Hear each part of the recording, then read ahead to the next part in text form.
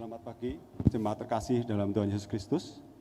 Selamat datang di ibadah onsite dan online GKI Madirja pada pagi hari ini.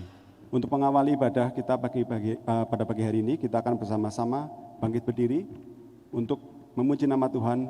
Tuhan menetapkan langkah orang.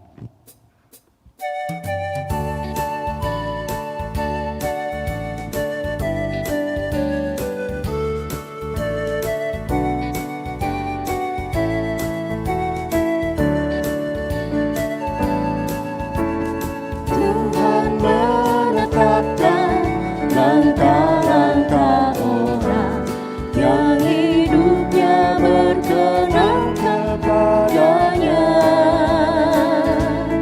Apabila ia jatuh, tak sampai tergeletak, sebab Tuhan menopang tangannya.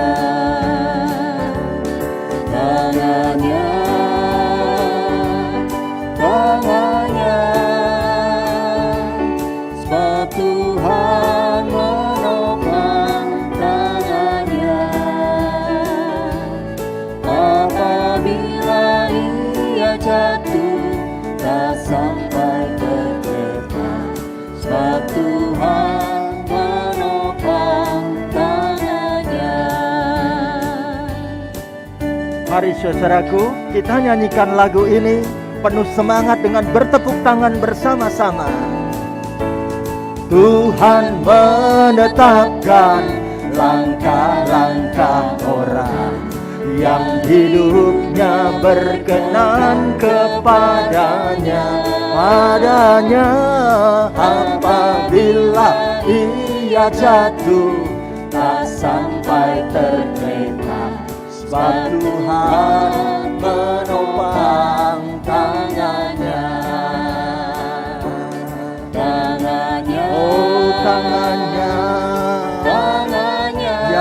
Tangannya, sebab Tuhan menopang tangannya. Apabila ia jatuh, tak sampai tergeletak, sebab Tuhan menopang tangannya. Sebab Tuhan menopang tangannya. Sebab Tuhan menopang tangannya. Sebab Tuhan menopang tangannya.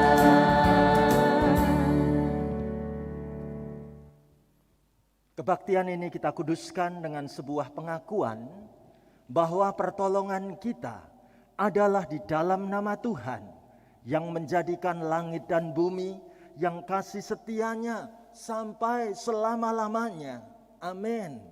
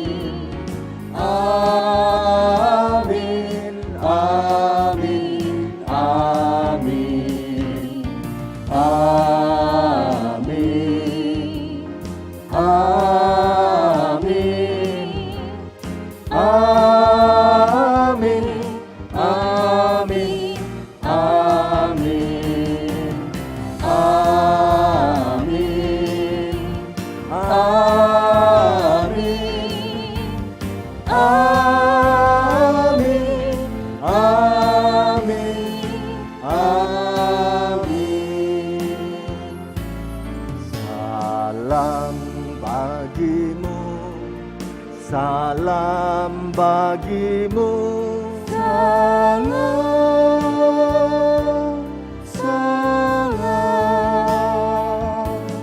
damai Kristus besertamu.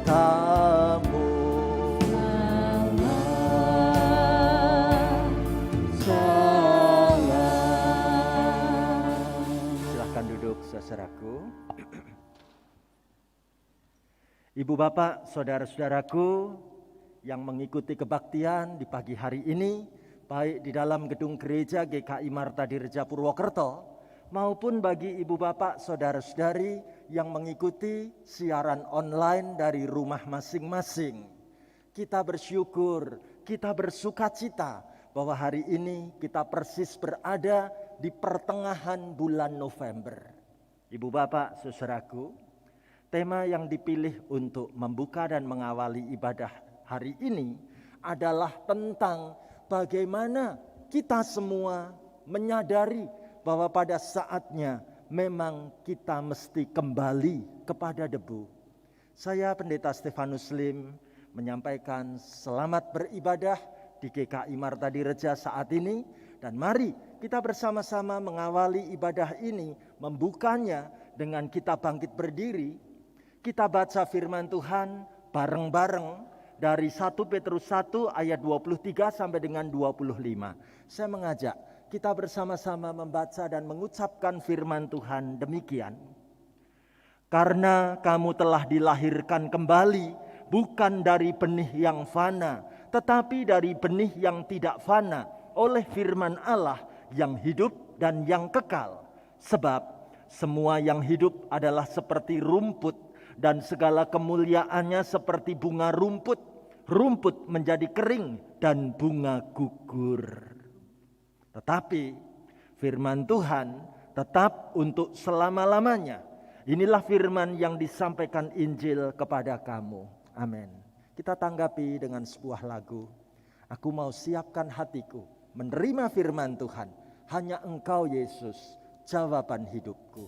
Mari kita nyanyikan bersama.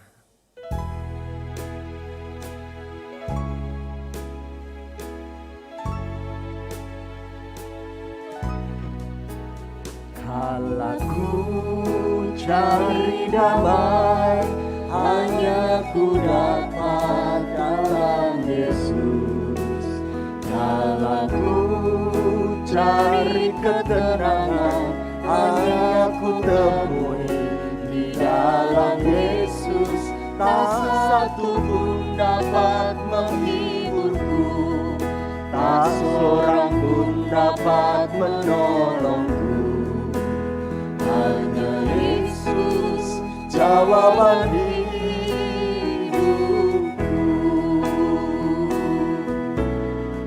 Bersama Dia hatiku damai, walau dalam lembah kegelapan. Bersama Dia hatiku tenang, walau hidup penuh tantangan.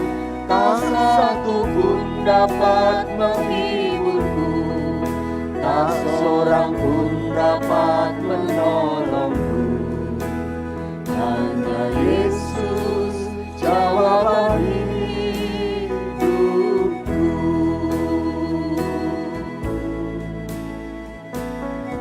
Wanita mengawali lagu ini lebih dahulu.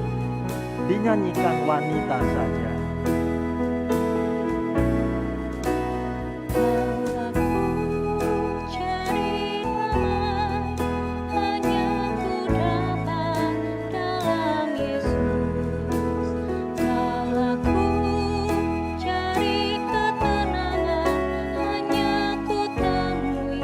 Pria melanjutkan, pria saja. Satu pun dapat menghiburku, tak seorang pun dapat menolongku. Hanya Yesus jawaban hidup. Bersama-sama kita angkat tangan kita. Bersama Dia hatiku damai, walau dalam lembah kegelapan. Bersama Dia hatiku tenang, walau hidup penuh tantangan. Tak satu pun dapat menghiburku, tak seorang pun dapat menolongku. Hanya Yesus jawaban hidup. Hanya Yesus jawaban hidupku. Hanya Yesus jawaban hidup. Hanya Yesus jawaban hidupku. Hanya Yesus jawaban hidup. Hanya Yesus jawaban hidupku. Hanya Yesus jawaban hidupku. Amin. Silahkan duduk saudaraku. Kita sambut pelayanan firman Tuhan dengan kita berdoa. Tuhan Yesus, kami hidup di tengah dunia yang selalu penuh dengan pergumulan. Dunia yang selalu penuh dengan pergolakan.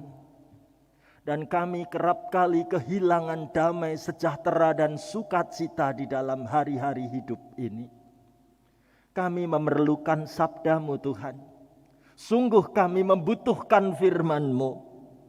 Untuk itulah, melalui kebaktian onsite maupun kebaktian online yang diikuti di rumah-rumah, kami datang membuka hati untuk firman-firman-Mu.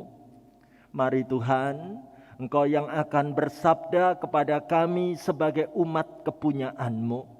Mari Tuhan, Engkau yang taruhkan perkataan firman-Mu di dalam lubuk hati kami yang terdalam. Kami memerlukan sabda-Mu Tuhan. Kami membutuhkan kebenaran firman-Mu ya Bapa. Hamba-Mu siap sedia dipakai Tuhan untuk memberitakan maksud kehendak-Mu Bapa. Berbicaralah kepada kami, berfirmanlah untuk kami. Kami sambut pelayanan firman Tuhan di minggu pagi hari ini. Diberkati dalam nama Tuhan Yesus. Haleluya. Amin. Ibu bapak, saudaraku yang dikasih dan mengasihi Tuhan, pembacaan Alkitab dipilihkan dari kitab Mazmur pasal 90 ayat 3 sampai dengan ayat yang ke-6.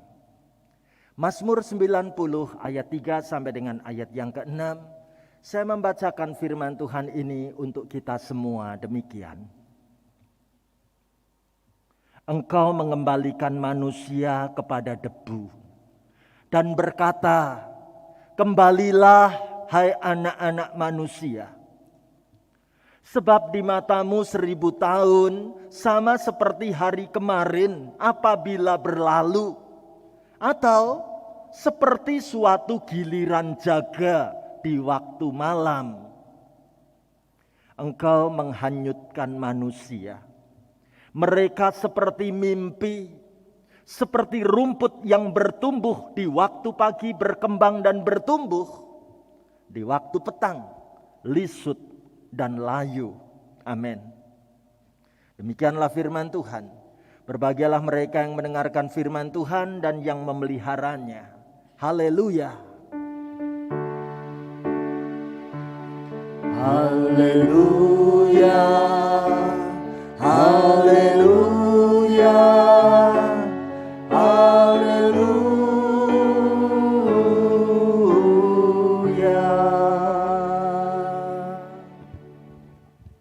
Ibu bapak, saudara-saudariku yang hadir dalam kebaktian di GKI Marta Dirja Purwokerto ini, maupun para sahabat kita yang mengikuti siaran online, live streaming dalam ibadah hari ini melalui rumah kita masing-masing. Inilah tema yang akan kita pergumulkan bersama-sama tentang kembali kepada debu. Ibu bapak, saudara yang terkasih, saya mau menunjukkan kepada ibu bapak, saudara-saudari, bagaimana di sekitar kita ini ada banyak hal yang kita bisa untuk ubah-ubah jawabannya dengan begitu gampangnya. Orang bisa dengan gampangnya membuat teka-teki dan jawabannya pun boleh nanti dijawab macam-macam, warna-warna gitu ya. Apa contohnya? Contohnya orang satu kali kasih sebuah pertanyaan. Tahukah kita apa bedanya fitnah sama fitness? Saya mikir lama sekali. Mosok harus membedakan fitnah dengan fitness. Ya, ini ada jebakan apa? Ternyata dia buatkan jawaban gini. Kalau fitnah itu kejam. Oh ya, memang benar fitnah itu kejam. Lah kalau fitness, dijawab, kalau fitness itu ke gym. Ya, gym itu sebuah tempat gimnasium, tempat orang berlatih fitness, berlatih olahraga, berlatih aerobik di sana. Ya, orang bisa membuatkan jawaban macam-macam. Kayaknya tergantung dengan selera, gitu ya. Ada lagi orang kasih teka-teki humor yang menarik. Coba bedakan apa yang paling tidak setia dan apa yang paling setia di dunia ini. Saya mikir lama sekali. Ternyata dijawab yang paling tidak setia di dunia katanya duit. Kenapa kok duit? Waktu pergi itu sama-sama, duitnya dibawa. Ya, tapi waktu pulang nggak mau lagi bareng kita katanya. Bukankah itu tandanya duit lambang yang paling tidak setia? Ya.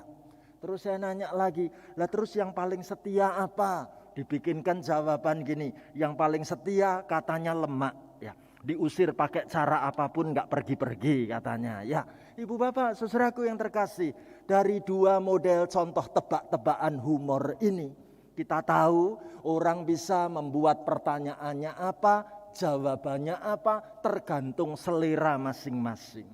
Tapi saat pagi ini saya mau menunjukkan kepada kita tentang tema yang tidak bisa ditawar-tawar, tentang kenyataan yang pasti.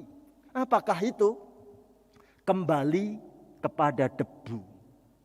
Ibu bapak, saudara yang terkasih, apa maksudnya?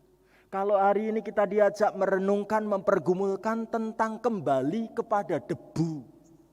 Yang pertama saya mau mengatakan, semua orang pasti mati. Tidak peduli dia kaya atau miskin, enggak peduli umurnya sudah tua atau muda, enggak beda-bedain jenis kelamin mau laki-laki atau perempuan, enggak bedakan pangkat kedudukan, mau pejabat yang tinggi atau pekerja bawahan, enggak bedakan tentang kekayaan, apakah dia tuan majikan atau cuman hamba pelayan, siapapun pasti akan mati pada saatnya, bukan? Tetapi yang menjadi persoalan adalah bagaimana ternyata tidak ada satupun manusia yang bisa tahu dengan tepat kapan ia akan mati. Kita boleh membandingkan ya, ada orang yang sudah mencoba menyiapkan segala sesuatu. Pernah waktu di kota Salatiga saya berkunjung, seorang nenek itu sudah menyiapkan punya peti mati di dalam rumahnya. Besok kalau aku meninggal boksu, aku pengennya pakai peti mati yang ini. Ini sudah aku bayar lunas pakai tabunganku. Tapi ternyata enggak mati-mati juga. Ya. Tetapi sebaliknya kita pun tahu ada yang sedang menikmati senangnya kehidupan. Baru menikmati jaya-jayanya kehidupan. Tiba-tiba datang ajal menjemput. Saudaraku, bukankah kematian memang misteri yang sangat mencemaskan? Bukankah kematian adalah misteri yang begitu menakutkan? Bahkan kematian adalah misteri yang tidak bisa dihindari, bukan? Kenyataan berikutnya, kita perlu tahu pada umumnya orang itu tidak mau berpikir mengenai kematian. Hal-hal yang berbau kematian kerap kali dibuang jauh-jauh dari pikiran, dianggap tabu untuk dibicarakan. Dan ini sebuah ironi kehidupan, bukan? Pada saat kematian benar-benar datang, mau ditangisi kayak apapun, bukankah yang sudah ditaruh di dalam peti tidak pernah bisa membawa yang mati ini hidup kembali? Ibu bapak, saudara yang terkasih, sekarang kita mau diajak. Kalau kita memang tidak pernah tahu kapan hidup ini akan berakhir, bukankah semestinya selagi saat ini masih ada kesempatan, kita perlu menggunakan waktu dengan bijaksana untuk mengisi hidup dengan hal-hal yang berkenan di mata Tuhan, bahkan untuk memasyurkan nama Tuhan, bukan? Saya menggunakan istilah yang dipakai oleh seorang filsuf yang bernama Kierkegaard. Apa yang disebut dengan hidup secara otentik. Hidup yang asli, hidup yang tidak dibuat-buat. Hidup yang sungguh-sungguh menyadari bagaimana aku mesti sebaik-baiknya menjalani umurku. Setepat-tepatnya aku bertindak, sebenar-benarnya langkah dan ucapan bibirku. Ibu bapak saudaraku, Kierkegaard mengatakan, caranya supaya kita bisa hidup secara otentik, diajak kita untuk membayangkan, andai kata hari ini adalah hari terakhir hidupku. Mungkin besok aku akan mati. Apa yang akan aku lakukan hari ini? Pasti kita sangat serius menjalani hari-hari ini dengan begitu otentik, bukan? Ibu bapak saudaraku, benarkah persoalan ini perlu kita pikirkan menurut kata firman Tuhan? Apa yang firman Tuhan ajarkan buat kita dalam ibadah hari ini? Ayo, saya mau mengajak ibu bapak, saudara-saudari meneliti satu ayat demi satu ayat. Bagian pertama, kita baca bareng-bareng Mazmur 90 ayat yang ketiga. Yuk kita ucapkan sama-sama begini. Engkau mengembalikan manusia kepada debu dan berkata, kembalilah hai anak-anak manusia. Ibu bapak saudaraku, perhatikan firman Tuhan dalam kata-kata yang diwarnai kuning. Apa yang kita perhatikan di sana? Kata mengembalikan dan kata kembalilah sungguh-sungguh mau menekankan ketika Tuhan mengembalikan manusia kepada debu dan berkata kembalilah hai anak-anak manusia kepada debu. Berarti kita mau diingatkan, bukankah manusia memang berasal dari debu? Kita ingat kisah penciptaan manusia dalam kitab Kejadian 3 ayat 19. Apa artinya digunakan debu sebagai media penciptaan manusia? Debu adalah gambaran kesementaraan. Debu sekaligus gambaran kehinaan. Debu itu kotor. Debu itu harusnya disingkirkan. Tetapi justru dipakai Allah untuk menciptakan manusia. Saudaraku, menarik sekali. Kalau pada ayat ini dalam Kejadian 3 ayat 19, manusia yang diciptakan dari debu yang kotor, debu yang hina, debu yang sungguh-sungguh sifatnya sementara dan hina itu, kepadanya diberikan nafas kehidupan. Barulah manusia punya arti kehidupan. Ketika Allah menghembuskan nafas hidup di dalam diri manusia, maka debu yang harusnya dibuang dan disingkirkan menjadi sosok manusia yang begitu berharga di hadapan Allah. Saudaraku, menarik sekali.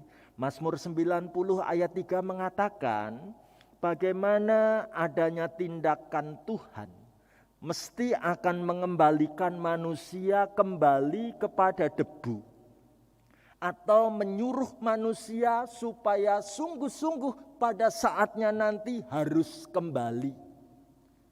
Bicara tentang tindakan Allah yang mesti mengembalikan manusia kepada debu. Bicara tentang bagaimana manusia pada saatnya memang harus kembali. Mengingatkan saya pada sebuah lagu dalam bahasa Jawa, Gusti Nimbali. Kalau diterjemahkan artinya Tuhan memanggil. Sebuah lagu yang sangat menarik. Saya mau ajak ibu bapak saudara-saudari mengenal lagu ini. Saya membawa alat musik gitar. Ayo kita nyanyikan sama-sama ya.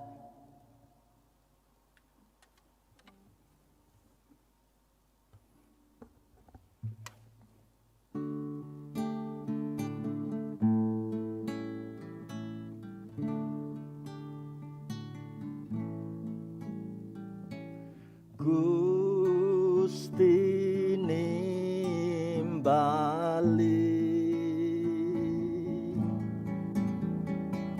Gusti nimbali,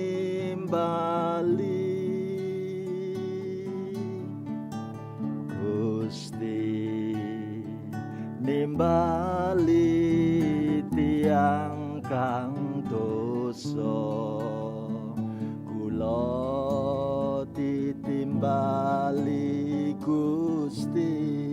Bersama-sama kita nyanyikan. Gusti nimbali,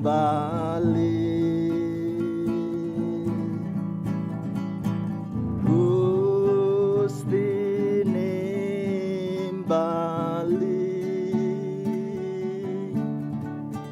Gusti nimbali tiang kang dosa, kula ditimbali Gusti.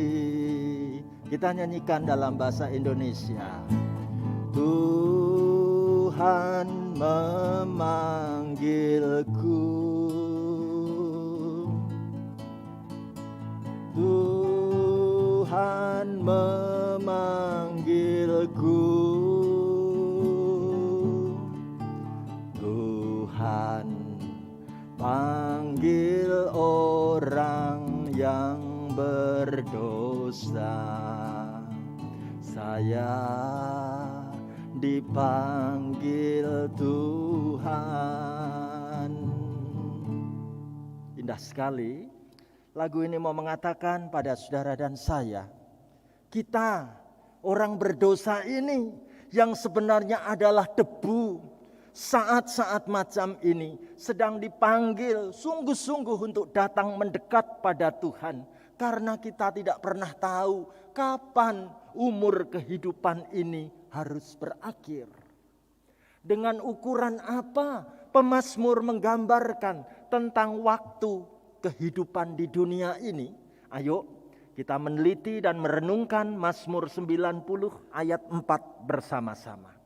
Saya mau mengajak ibu bapak saudara-saudari, baik yang di gedung gereja maupun dari rumah masing-masing, kita membaca, ikut mengucapkan firman Tuhan bareng-bareng saya begini. Sebab di matamu 1000 tahun sama seperti hari kemarin apabila berlalu, atau seperti suatu giliran jaga di waktu malam. Perumpamaan yang luar biasa dipergunakan oleh pemazmur. Waktu itu menyebut angka 1000 itu lambang yang sangat panjang dan banyak. Sampai-sampai masih kita mengenang lagu nostalgia mengatakan, aku mau hidup 1000 tahun lagi, gitu ya. Menarik sekali kalau di sini kita boleh menemukan 1000 tahun digambarkan di mata Allah. Itu sama dengan hari kemarin. Digambarkan sama dengan giliran ronda jaga malam. Sehingga kontradiktif ini sangat bagus sekali. 1000 tahun waktu yang begitu lama digambarkan dengan perbandingan singkatnya waktu 1 hari atau waktu ronda giliran jaga malam. Saudaraku, di sini kita boleh melihat antara waktu yang lama atau sebentar. Coba kita bertanya pada diri kita, masih lama atau sebentar lagi panggilan Tuhan terjadi dalam kehidupan tiap-tiap pribadi kita untuk kembali kepada debu. Sungguh kita tidak bisa membayangkan ukuran waktunya itu masih lama atau sudah dekat, cuman seperti saat orang giliran ronda jaga malam, menunggu datangnya pagi tinggal beberapa jam saja. Atau merupakan hari yang masih panjang 1000 tahun gambarannya, sungguh kita tidak mengerti. Namun satu hal yang kita perlu tahu, bagaimana pemazmur menggambarkan tentang arti hidup kita dalam ayat 5 dan ayat yang ke-6. Saya mau mengajak ibu bapak saudara-saudari membaca bareng-bareng dengan saya ya. Mazmur 90 ayat 5 dan ayat yang ke-6. Yuk kita baca sama-sama begini. Engkau menghanyutkan manusia. Mereka seperti mimpi, seperti rumput yang bertumbuh. Di waktu pagi berkembang dan bertumbuh, di waktu petang lisut dan layu. Ibu bapak, saudara yang terkasih, saya tertarik mendalami kata-kata firman yang dipilih oleh pemazmur menggunakan kata kerja menghanyutkan. Menghanyutkan ternyata digambarkan seperti halnya datangnya banjir. Apa artinya? Hidup manusia ini sangat singkat dan sementara loh. Sungguh. Menghanyutkan manusia seperti mimpi. Ibaratnya tengah malam kita baru tidur pulas.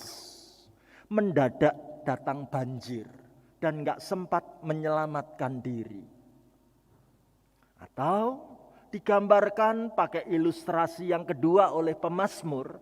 Dengan perumpamaan hidup manusia itu kayak rumput yang bertumbuh. Jangan bandingkan rumput di Indonesia dengan rumput di Palestina.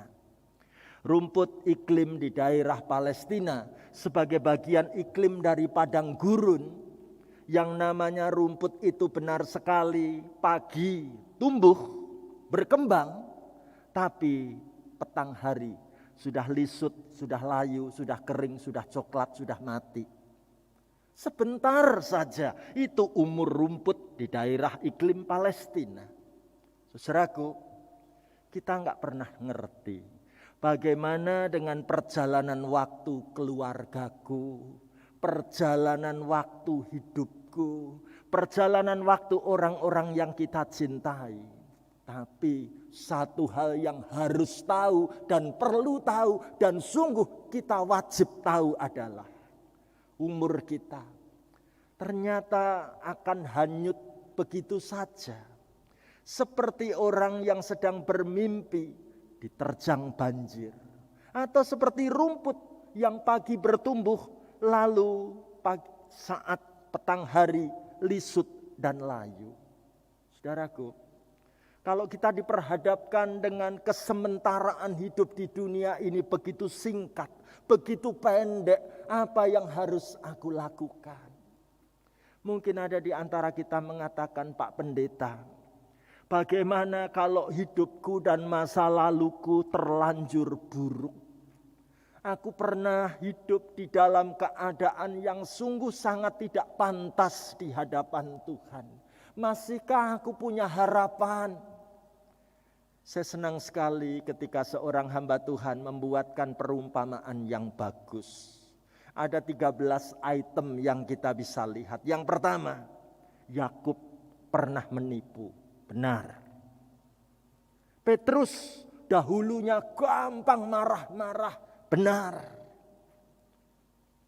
Daud pernah selingkuh. Benar.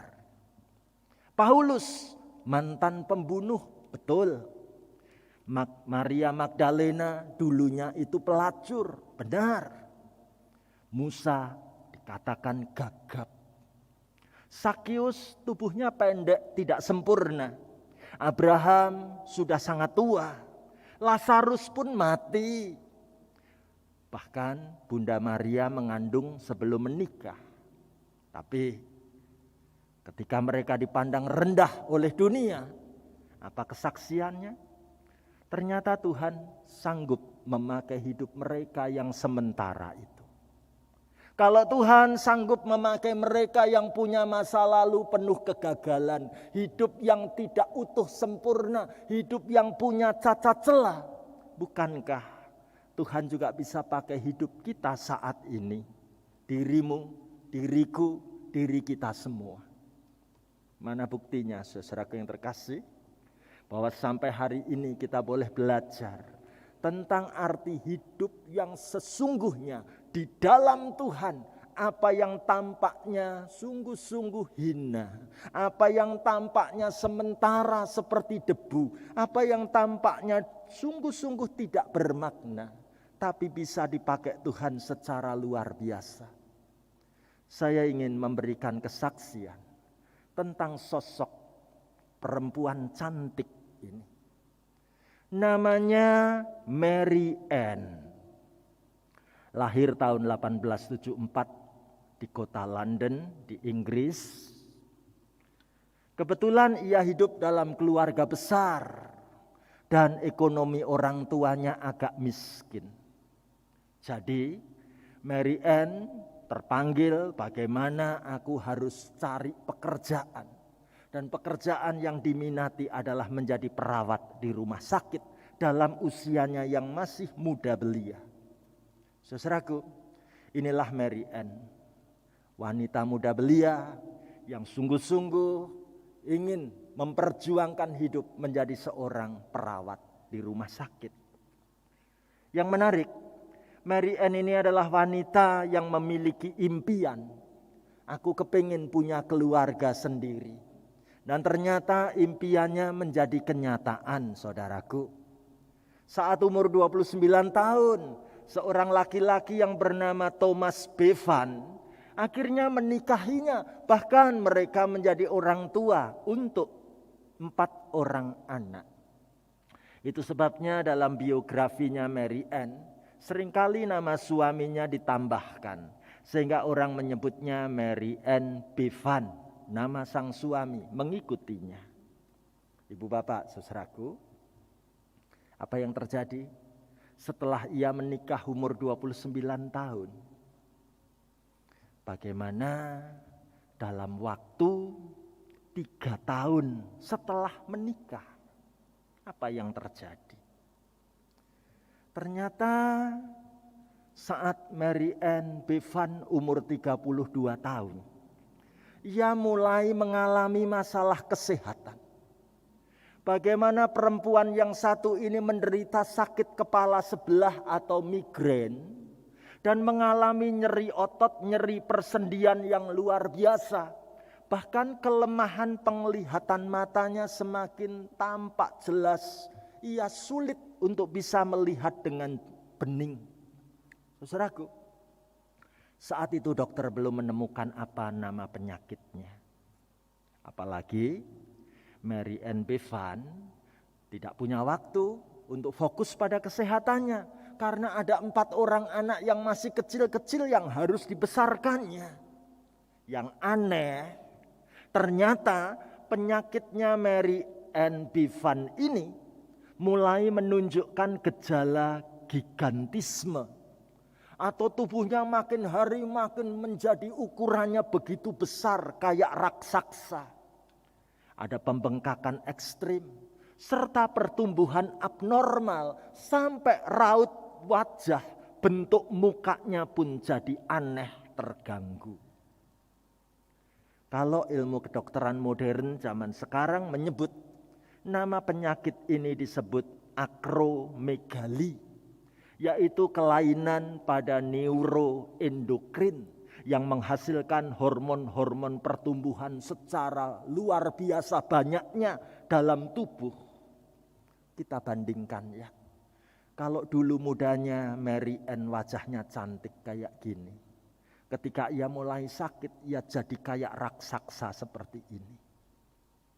Kita bandingkan ketika ia pakai baju perawat. Sekarang kondisinya sungguh sangat menakutkan. Saudaraku yang terkasih, repotnya suaminya meninggal.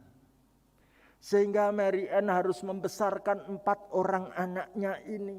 Bagaimana aku harus hidup saat sang suami meninggal? Mary Ann dalam keadaan tetap sakit parah. Aku harus menghidupi anak-anakku. Mary Ann menjadi sosok seorang janda dengan 4 orang anak. Dan hampir tidak pernah bisa punya uang. Bahkan tidak memiliki pekerjaan. Karena bentuk penampilan fisiknya itu aneh. Tidak mau orang menerima Mary Ann kerja apapun. Saudaraku, yang lebih sering terjadi, bagaimana Mary Ann ini dihina, diolok-olok, diejek di pinggir-pinggir jalan. Dan susahnya, hutangnya semakin menumpuk. Rasa frustrasi, betapa hidupku ini sangat buruk sekali. Kebutuhan finansial yang terus mendesak. Membuat anak Tuhan yang satu ini mulai bimbang. Mengapa harus aku yang mengalami? Ibu bapak, saudara yang terkasih. dalam keadaan yang benar-benar di titik paling bawah hidupnya.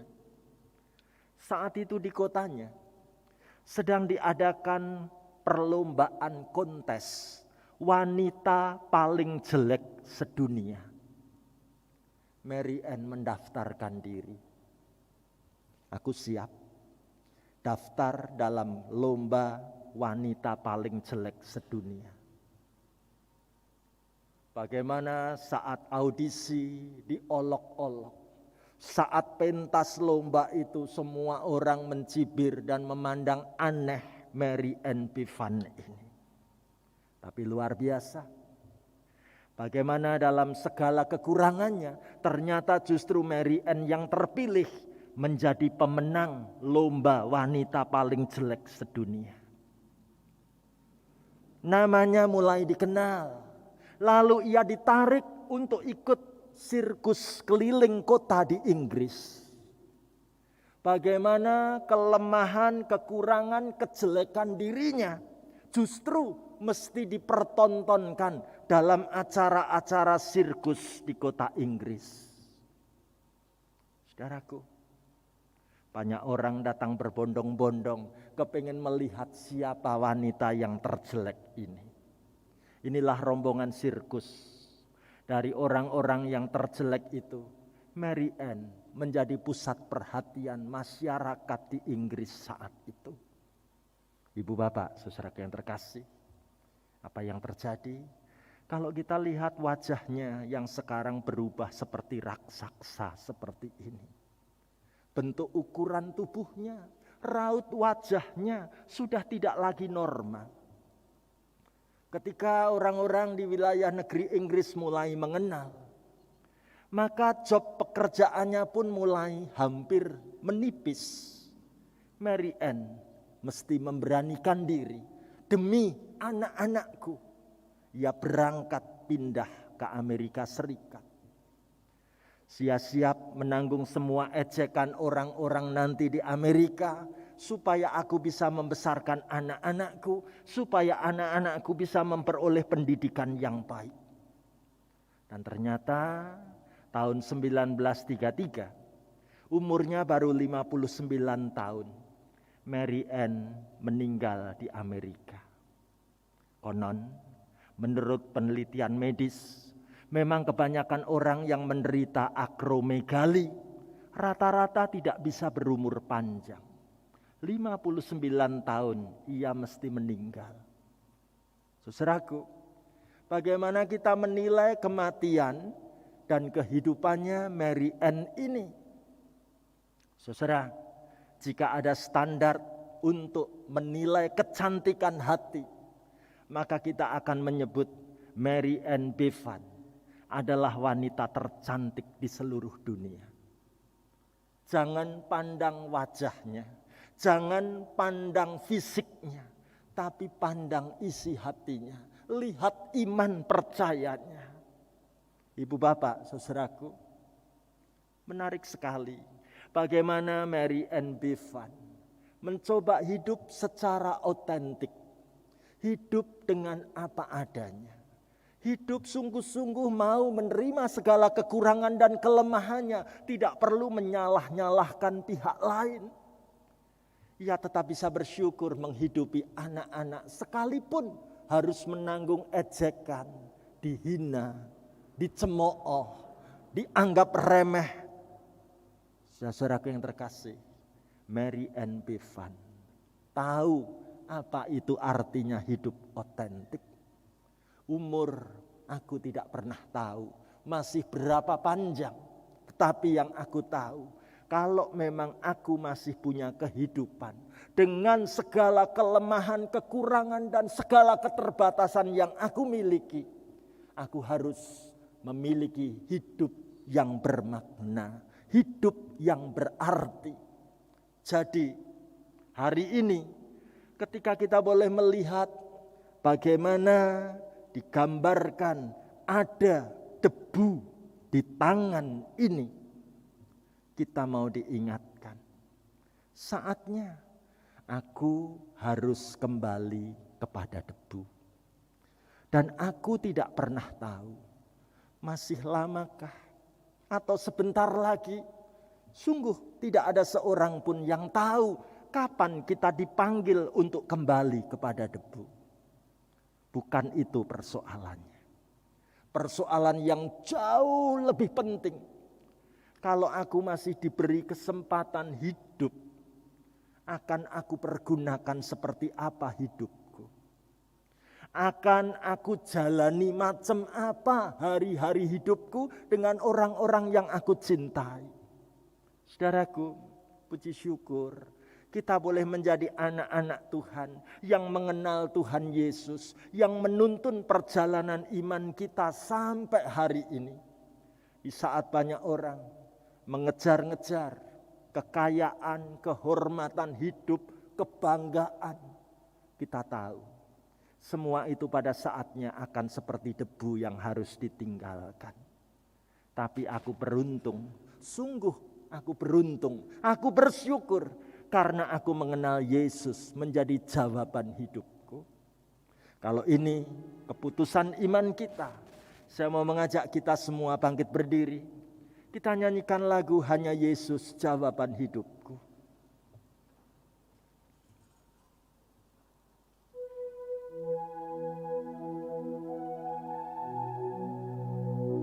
Letakkan tanganmu di dadamu, saudaraku. Kalaku cari damai, hanya ku dapat dalam Yesus. Kalaku cari ketenangan, hanya ku temui di dalam Yesus. Tak satu pun dapat menghiburku, tak seorang pun dapat menolongku. Hanya Yesus jawaban hidupku. Angkat tanganmu, saudaraku. Bersama Dia hatiku damai, walau dalam lembah kekelaman. Bersama Dia hatiku tenang, walau hidup penuh tantangan. Tak satu pun dapat menghiburku, tak seorang pun dapat menolongku. Hanya Yesus jawaban hidupku.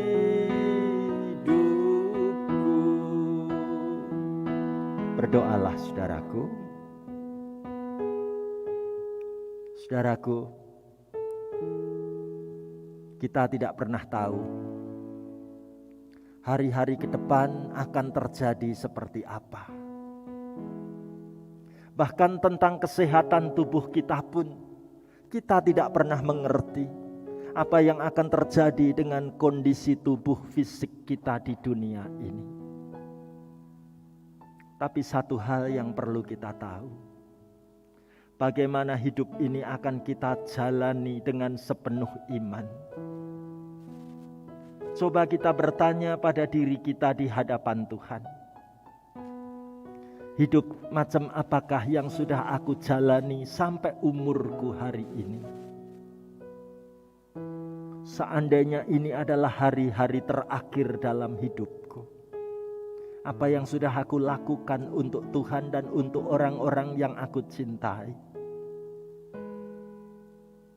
Saudaraku, mungkin kau juga ingin bukan hanya berdoa untuk dirimu, tapi engkau juga ingin mendoakan keluarga dan orang-orang yang kau cintai. Taruh tanganmu di dadamu. Doakan kehidupan mereka. Doakan pergumulan orang-orang yang kau sayangi. Kita tidak pernah tahu masih bisa berapa lama bersama dengan mereka. Dunia selalu berubah dengan cepat. Kejadian dan peristiwa tidak pernah bisa diduga sebelumnya. Doakan dengan penuh kasih. Biarlah seisi keluarga kita boleh mengenal Tuhan lebih dari segala-galanya. Mari kita katakan bersama Dia, hatiku damai. Bersama Dia hatiku damai, walau dalam lembah kekelaman. Bersama Dia hatiku tenang, walau hidup penuh tantangan. Tak satu pun dapat menghiburku, tak seorang pun dapat menolongku. Hanya Yesus jawaban hidupku. Terima kasih Tuhan Yesus. Hamba boleh mendoakan semua anak-Mu yang mengikuti kebaktian hari ini, baik dari di dalam gedung gereja saat ini maupun dari rumah kami masing-masing. Tuhan, lihat isi pergumulan hati kami satu persatu. Di tengah-tengah masa-masa pandemi virus COVID-19, kami menemukan ada banyak orang yang terpapar dengan begitu cepat. Tidak pernah diduga sebelumnya. Oh Tuhan, jika boleh kami memohon, biarlah Engkau berkenan melindungi dan memberikan daya tahan tubuh yang lebih baik lagi bagi hidup kami. Juga bagi orang-orang yang kami cintai. Engkau mendengar kerinduan hati kami Tuhan. Jika Engkau berkenan anugerahkan umur panjang dan kesehatan yang baik. Bapa di sorga, kami saat ini ingin dukung dalam doa secara khusus. Ketika kami menaikkan doa-doa syafaat kami rindu menyerahkan negara dan bangsa kami ke dalam tangan-Mu. Tuhan, lindungi para pemimpin negeri bangsa kami membawa banyak perubahan besar di tengah-tengah situasi seperti ini. Kami mendoakan perputaran roda ekonomi terus akan Tuhan pulihkan. Kami mendoakan penemuan obat-obatan dan vaksin yang terbaik Tuhan sediakan. Kami juga mendoakan Tuhan secara khusus untuk sahabat-sahabat kami yang terbaring sakit. Tuhan, jamahlah dalam kelemahan tubuh mereka. Ada iman percaya yang kuat dan teguh. Terima kasih Tuhan Yesus. Kami saat ini ingin dukung dalam doa secara khusus buat sahabat-sahabat kami yang berulang tahun. Tuhan memberikan umur panjang dan berkat kesehatan yang baik. Kami berdoa juga dalam masa-masa pandemi seperti ini, ketika segala sesuatu dilaksanakan dengan sistem online. Tuhan memberkati studi anak-anak kami. Tuhan memberkati para dosen, para guru yang mengajar secara online. Bahkan juga Tuhan memberkati pekerjaan-pekerjaan yang harus dilakukan secara online. Terima kasih Tuhan. Kami berdoa untuk gereja-Mu tetap menjangkau banyak orang melalui siaran-siaran online. Kasih setia-Mu terjadi untuk gereja Tuhan di tempat ini. Bapa di sorga, kami dukung dalam doa untuk keluarga kami yang tinggal di dalam kota, di luar kota, di luar pulau, di luar negeri. Tuhan, lindungi keluarga kami, tetap setia mengikut Engkau, karena hanya Engkaulah jawaban hidup ini. Di dalam nama Tuhan Yesus, kami persatu padukan doa permohonan ini, diberkati Tuhan. Haleluya. Amin. Tetap berdiri, penatua akan memandu kita mengikrarkan pengakuan iman. Marilah kita bersama dengan umat Allah di masa lalu, masa kini, dan masa depan, mengingat pengakuan iman pada baptisan kita menurut pengakuan iman rasuli demikian. Aku percaya kepada Allah, Bapa yang Maha Kuasa, Khalik langit dan bumi, dan kepada Yesus Kristus, Anaknya yang tunggal Tuhan kita, yang dikandung dari Roh Kudus, lahir dari anak darah Maria, yang menderita sengsara di bawah pemerintahan Pontius Pilatus, disalibkan, mati dan dikuburkan, turun ke dalam kerajaan maut. Pada hari yang ketiga, bangkit pula dari antara orang mati, naik ke sorga, duduk di sebelah kanan Allah, Bapa yang Maha Kuasa. Dan dari sana ia akan datang untuk menghakimi orang yang hidup dan yang mati. Aku percaya kepada Roh Kudus, gereja yang kudus dan am, persekutuan orang kudus, pengampunan dosa, kebangkitan orang mati, dan hidup yang kekal. Amin. Silahkan duduk, saudaraku.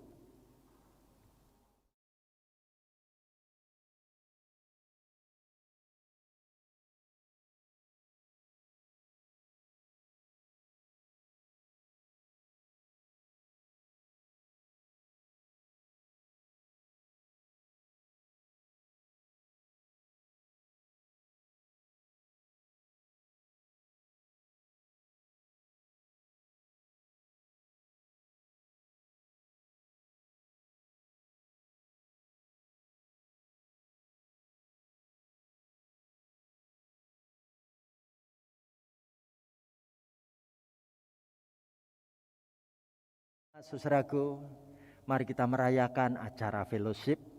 Saya undang kita bisa memberikan salam namaste seorang kepada yang lain dengan bangkit berdiri, sambil kita menyanyikan bersukacitalah selalu.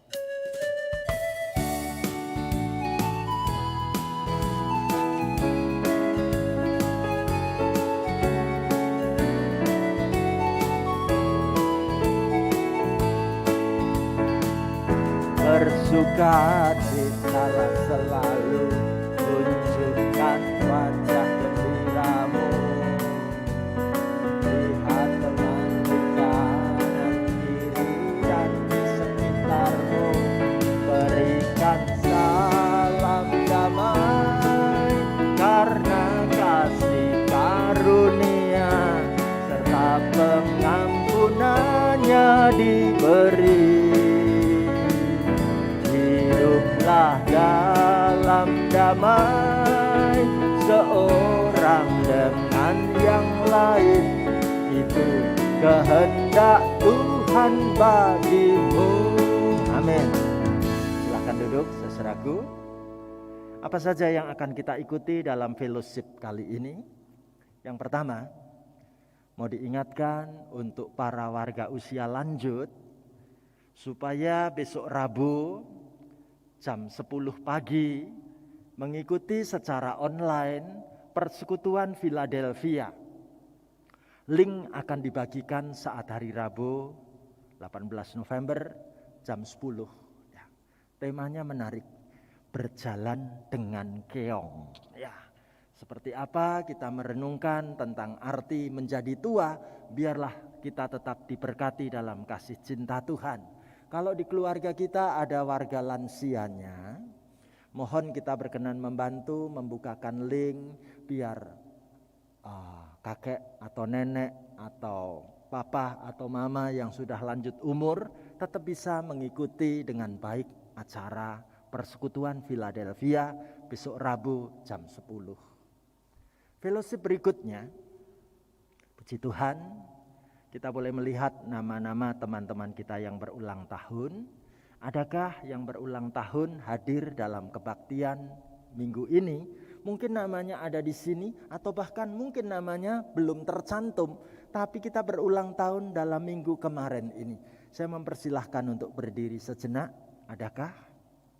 Silahkan. Oh ya, Gloria selamat ulang tahun. Anak saya ada di sana. Ada lagi kah yang berulang tahun? Baik, dari mimbar gereja ini kami mengucapkan selamat ulang tahun. Berkat Tuhan menyertaimu dalam hari-hari hidup ke depan nanti dengan sukacita dan berkat dari Tuhan selalu. Demikianlah acara fellowship yang boleh kita ikuti. Dan sekarang kita sama-sama diajak menutup rangkaian ibadah ini dengan bangkit berdiri. Kita diingatkan untuk terus bertanya, apakah Tuhan puas dengan kehidupanku di dunia ini? Kita nyanyikan lagu yang dipopulerkan oleh Herlin Pirena. Ya, puaskah Tuhan? Mari saudaraku kita nyanyi dengan penuh semangat, penuh sukacita.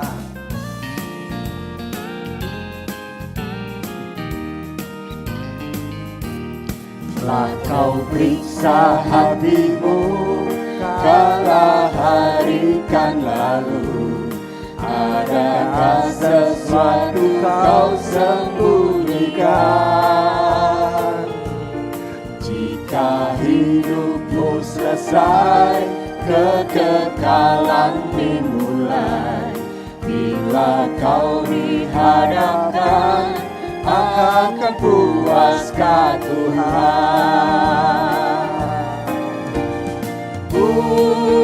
Puaskah Tuhan? Puaskah Tuhan? Puaskah Dia denganku?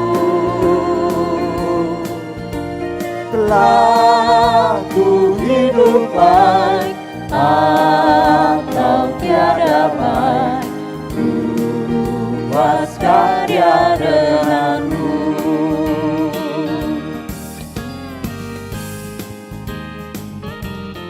Mari kita nyanyikan lagu ini bait yang kedua. Ketenaran tak lama dalam dunia yang fana, sebagai bunga sebentar saja kan layu. Meskipun orang kaya dan besar kuasanya, semua itu kan lalu. Puaskah Dia denganku? Puaskah Tuhan? Puaskah Tuhan? Puaskah Dia denganku? Puaskah Dia denganku? Aku hidup baik atau tiada baik, puaskah Dia denganku? Puaskah Dia denganku? Puaskah Dia denganku? Puaskah Dia denganku? Puaskah Dia denganku? Puaskah Dia denganku? Puaskah Dia denganku? Saudaraku, arahkanlah hatimu kepada Tuhan. Jadilah saksi Kristus. Terpujilah Tuhan. Terimalah berkat Tuhan. Tuhan memberkati engkau dan melindungi engkau. Tuhan menyinari engkau dengan wajah-Nya dan memberi engkau kasih karunia. Tuhan menghadapkan wajah-Nya kepadamu dan memberi engkau damai sejahtera. Haleluya. Amin.